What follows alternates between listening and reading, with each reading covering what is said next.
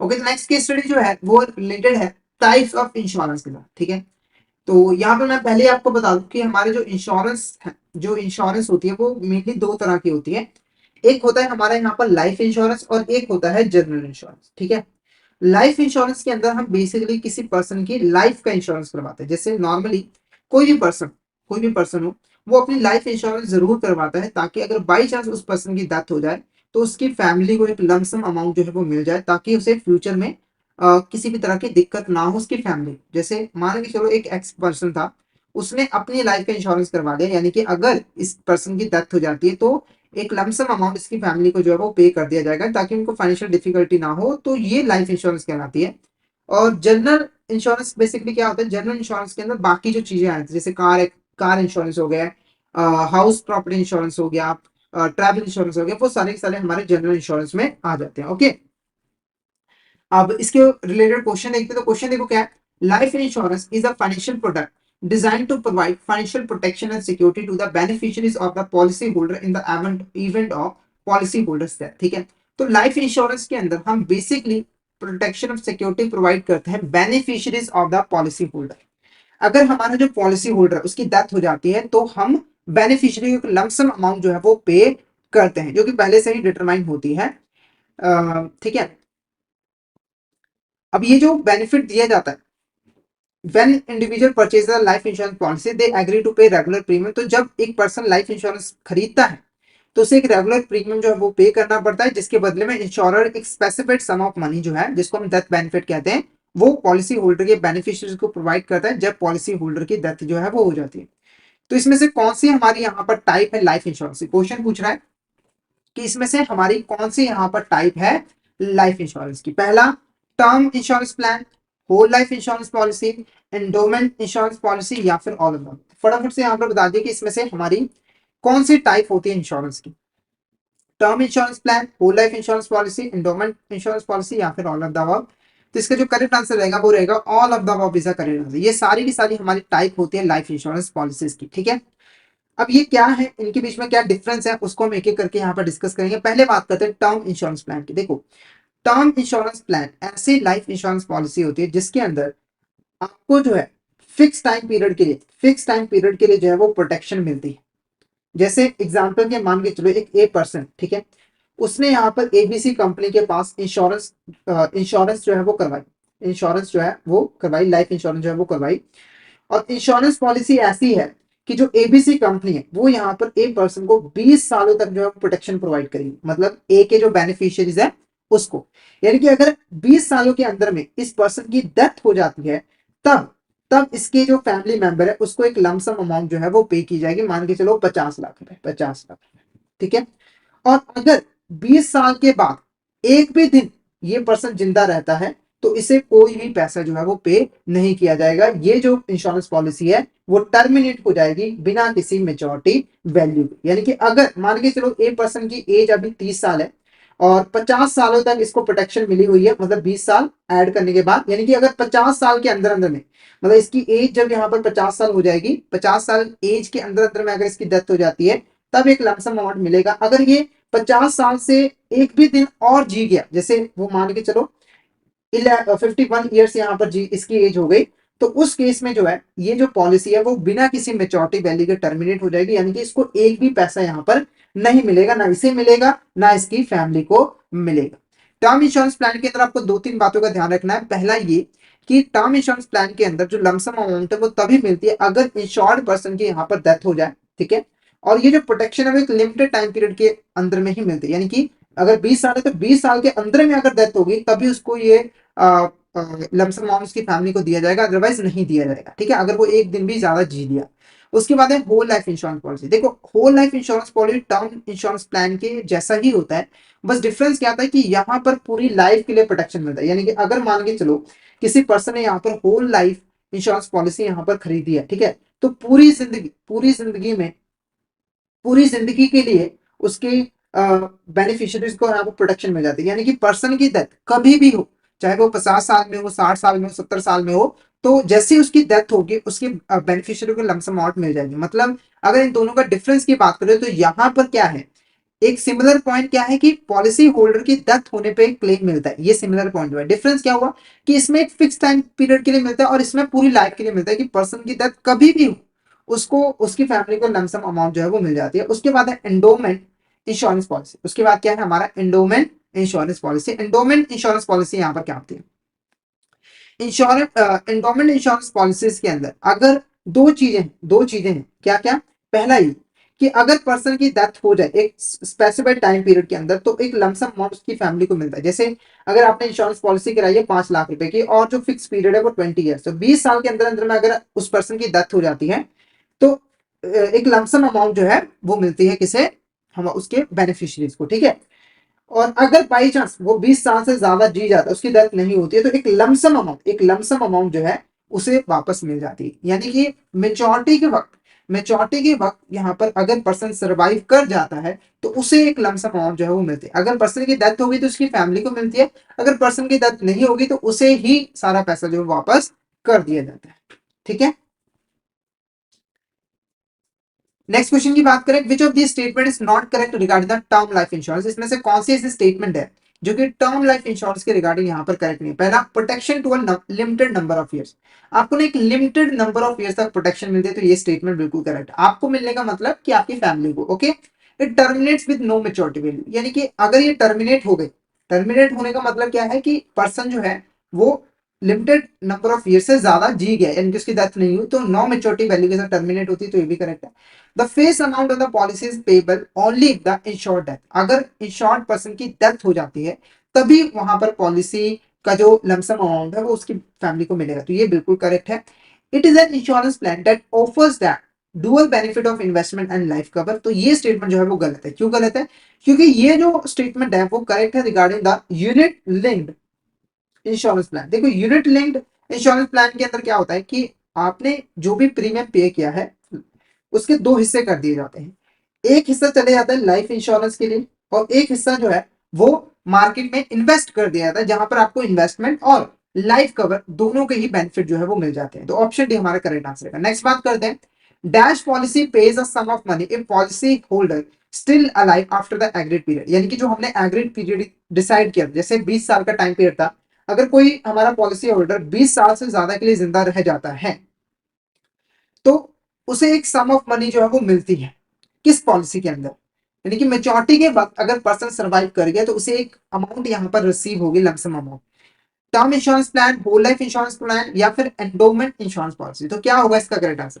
फटाफट से chat box में बताइए इसका करेक्ट आंसर आपको क्या लग रहा है।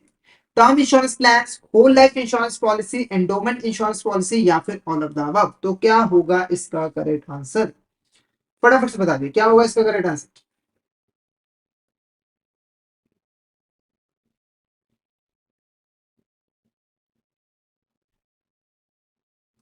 तो इसका जो करेक्ट आंसर वो endowment insurance policy is the correct answer. Endowment insurance policy is the correct answer. Next question देखो, under which plan certain percentage of sum assured is returned to the insured person periodically as a survival benefit। तो हमारा यहाँ पर कौन सा ऐसा plan है जिसके अंदर मेच्योरिटी के वक्त तो आपको एक वैल्यू मिलती ही है, साथ के साथ अगर पर्सन सरवाइव करता है तो उसे एक एक स्पेसिफाइड पीरियड के बाद जो है सर्वाइवल बेनिफिट के लिए उसे पैसा जो है वो दिया जाता है। कहने का मतलब क्या है कि अगर आपने यहाँ पर इंश्योरेंस पॉलिसी करवाई है 5 साल के लिए तो आपको कुछ टाइम पीरियड के बाद, जैसे 1 साल के बाद कुछ पैसा दे दिया जाएगा, 2 साल के बाद यहाँ पर कुछ पैसा दे दिया जाएगा। तो इस प्लान को हम क्या कहते हैं? मनी ब्लैक प्लान और कैश बैक प्लान। तो बोथ ए एंड बी हमारा करेक्ट आंसर रहेगा। ये दोनों ही प्लान सेम ही होते हैं, जिसके अंदर अगर आप इन्वेस्टमेंट करते हैं तो आपको मेच्योरिटी के वक्त तो एक वैल्यू मिलेगी, साथ के साथ समय समय पर एज अ सर्वाइवल बेनिफिट एक लमसम अमाउंट छोटी सी आपको पे कर दी जाती। ओके, नेक्स्ट क्वेश्चन देखो, which of the statement is correct regarding the types of general insurance. इसमें से कौन सी ऐसी स्टेटमेंट है जो कि जनरल इंश्योरेंस की जो टाइप है उसके रिगार्डिंग करेक्ट है? पहला, motor insurance provide coverage of loss incurred due to damage और थेफ्ट टू अ व्हीकल। देखो, मोटर इंश्योरेंस बेसिकली व्हीकल के लिए करवाया जाता है, जैसे कार के लिए, बाइक के लिए। अगर उनकी चोरी हो जाती है या फिर उसका यहाँ पर उसको किसी भी तरह का डैमेज हो जाता है तो उस केस में जो है मोटर इंश्योरेंस जो है ली जाती है, ठीक है। उसके बाद travel insurance provides coverage for losses incurred due to damage और theft of personal property while travelling.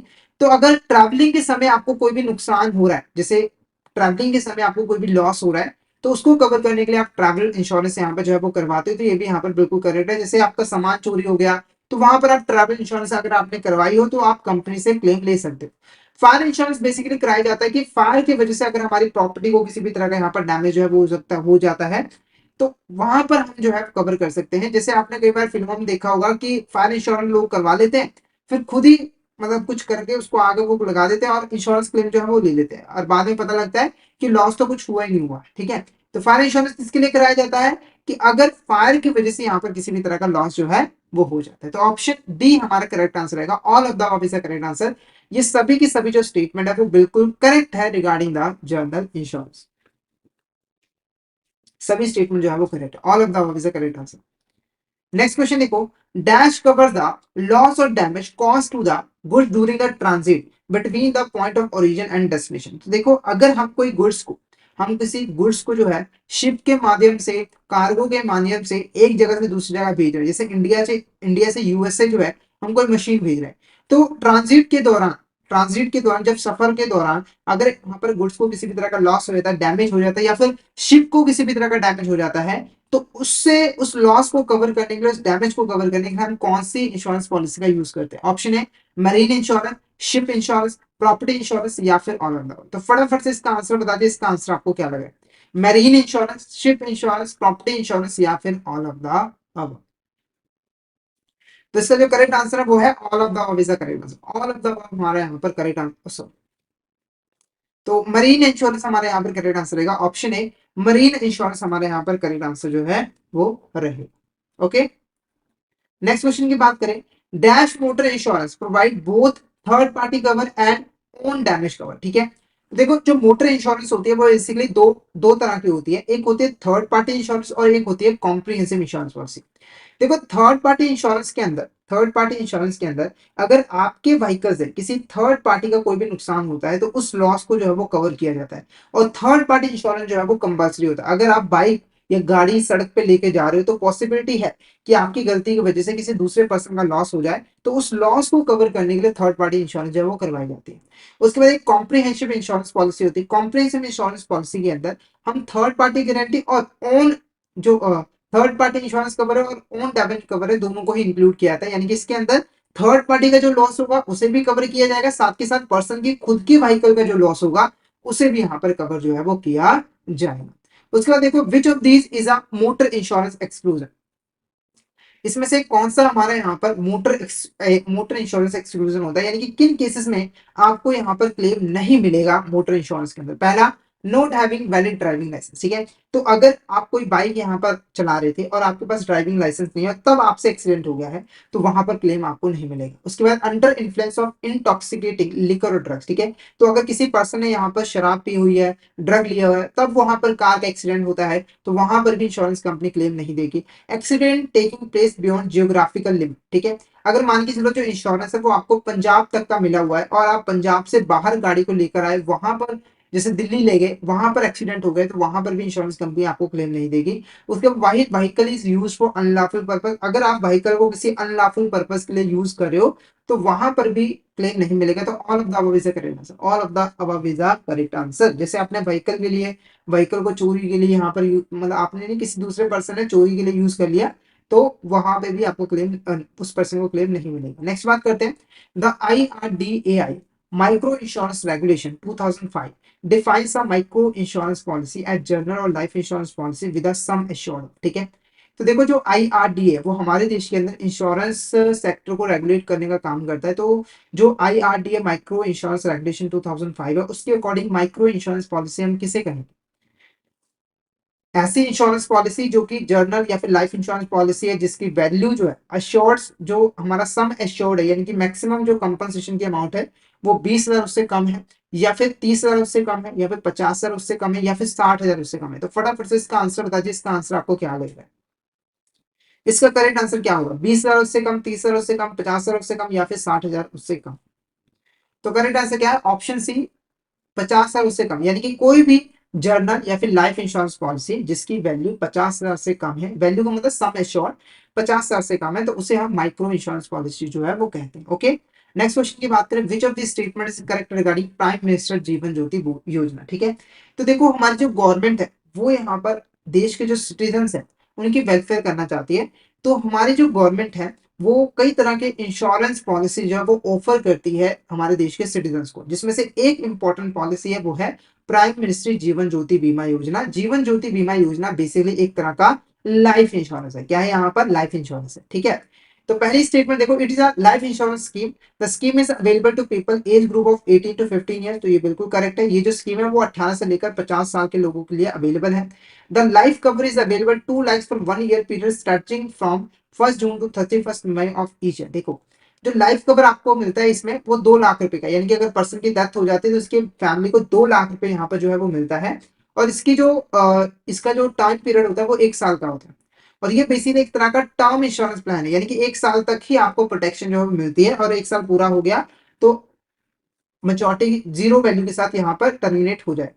उसके बाद risk coverage under this scheme is 2 lakh in case of death due to any reason. अगर पर्सन की death हो जाती है किसी भी रीजन की वजह से तो 2 लाख रुपए तक का यहाँ पर कवर मिलता है। तो बिल्कुल करेक्ट है। तो all of the above is the correct answer. All of the above is the correct answer. Next question देखो, which of these is an accident insurance plan introduced by the government for people in age group of 18 to 70 year. तो देखो, हमारी government ने यहाँ पर एक journal insurance scheme भी यहाँ पर लॉन्च की है जो कि एक्सीडेंट इंश्योरेंस प्लान है।